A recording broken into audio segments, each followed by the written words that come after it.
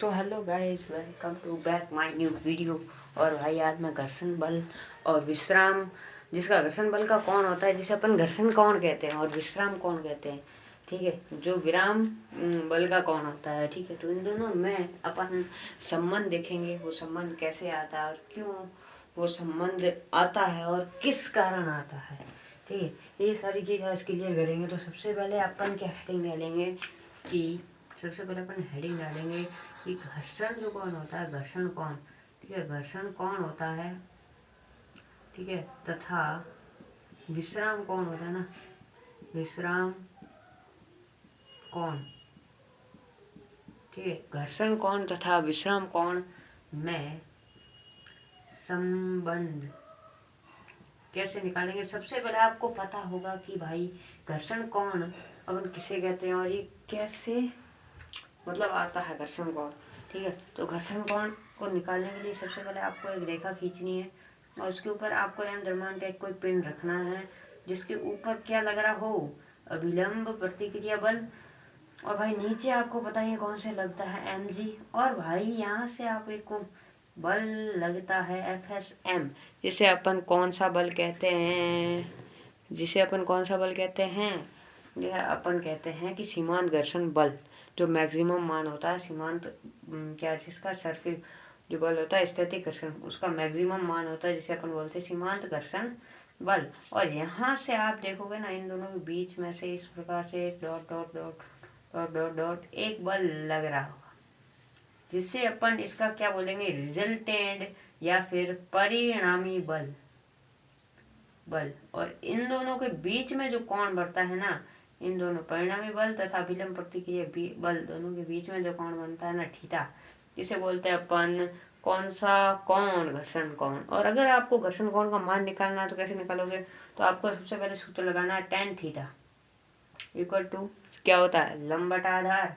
सबसे पहले लिखो लंब, उसके बाद में लिख दो आधार, ठीक है, आधार। अब लंब बटा आधार, तो लंब यहाँ पर आप देखोगे सर आपको थीटा, तो लंब तो दिख रहा नहीं है, तो लंब कैसे निकालेंगे। अगर आपको पता हो कि अपन वेक्टर को कहीं से भी कहीं तक फिट कर सकते हैं, ठीक है, तो मैंने इस वेक्टर को लिया और मैं इस वेक्टर को यहाँ पर सेट कर रहा हूँ, ठीक है, बट इसकी दिशा में हम परिवर्तन नहीं कर सकते। तो यहाँ पर एक एंगल बनेगा 90 डिग्री का, क्योंकि यहाँ पर भी 90 का बन रहा था। तो ये लंब तो अपन को प्राप्त हो गया S M F M S, जिसे बोलते हैं अपन सीमांत घर्षण बल।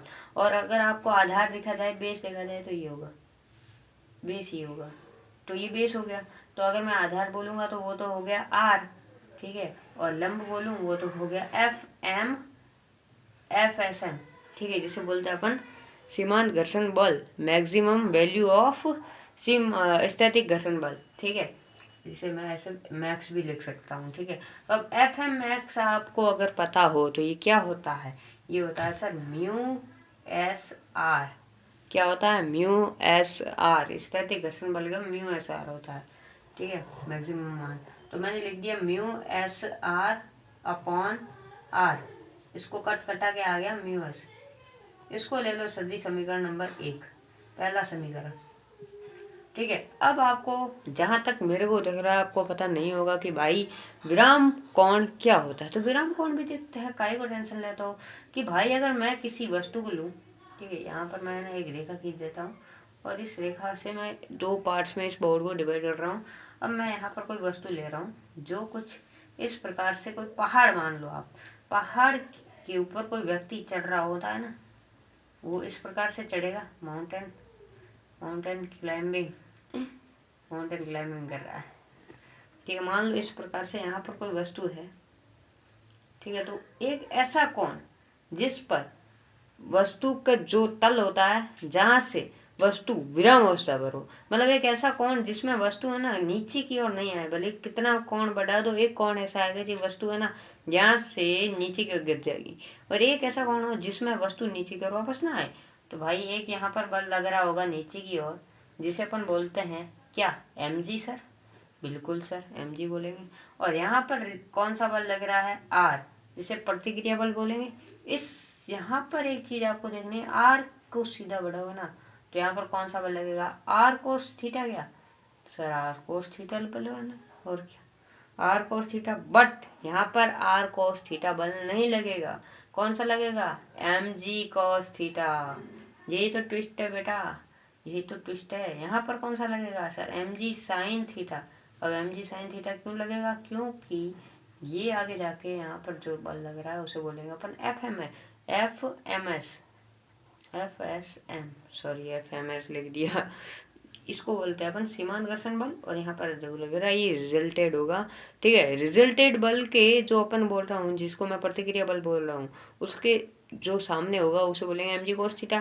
बट अगर मैं बात करूँ एम जी तो बल तो लगेगा ही ना, ऐसे थोड़ी ना जो एम जी बल नहीं लगेगा, एम जी बल तो लगेगा, और एम जी साइन थीटा यहाँ पर लगेगा। तो अब आपको एक चीज़ देखनी है कि R equal to M G cos theta है, ठीक है, और यहाँ पर ये मैं दूसरा बोल लिया है तो इसमें समीकरण में अलग मान रहा हूँ, फिर भी चलो तो आपकी मर्जी। और यहाँ पर आ जाएगा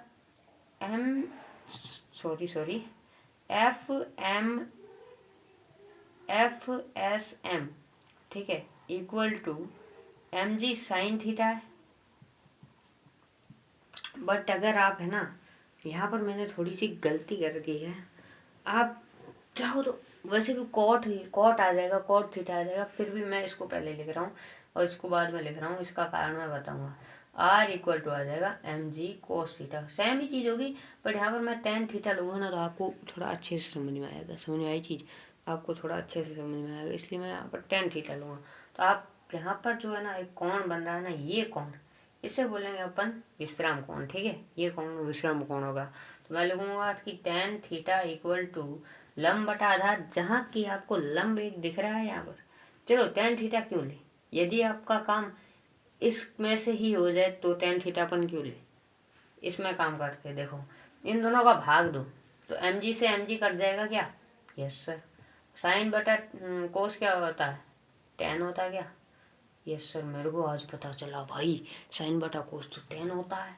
अगर आपने यहाँ पर एक फॉर्मूला पढ़ा हो, mu S R equal to, नीचे आर आ जाएगा, आर से आर कट गया तो यार sir tan theta equal to आ गया यार म्यू एस आ गया यार यहाँ पर।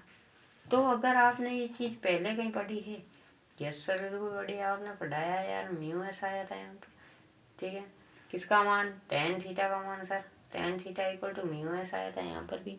तो समीकरण 2 मान लो सर इसको।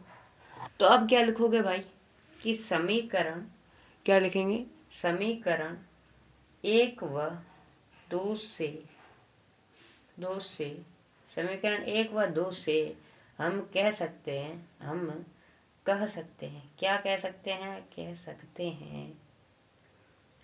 कि घर्षण कोण बराबर होता है किसके, विश्राम कोण के,